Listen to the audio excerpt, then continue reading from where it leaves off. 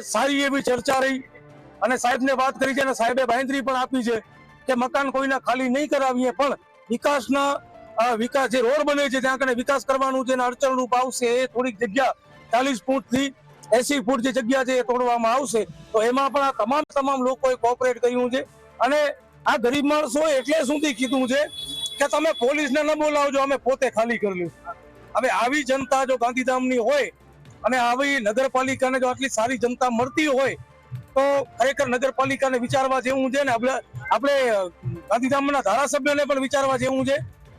કે આ લોકો પહેલા મને વાત કરી કે કોંગ્રેસને વોટ આપતા ત્યારે મકાન તૂટ્યા નહીં, ભાજપને વોટ આપ્યા સારા મકાન તૂટવા ઉપર આવી ગયા. અને હવે એક જ નારો છે, ભાજપ ભગાવ અને પોતાના મકાન બચાવો. જે પણ અત્યારે અમે કહીએ છીએ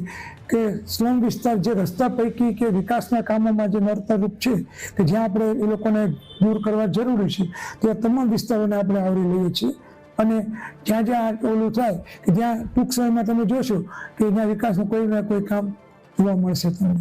એટલે કોઈ ચોક્કસ વિસ્તાર નહીં, આપણે આખા ગાંધીધામ સમગ્ર મહાનગરપાલિકાએ અને ખાસ કરીને આપણે જે જૂનો શહેરી વિસ્તાર છે કે જુદા જુદા વિકાસના કામ માટે આપણે જમીન કે રસ્તાની કે જ્યાં હદ મર્યાદામાં આવતા હોય તે તમામને આપણે મેસેજ આપ્યું છે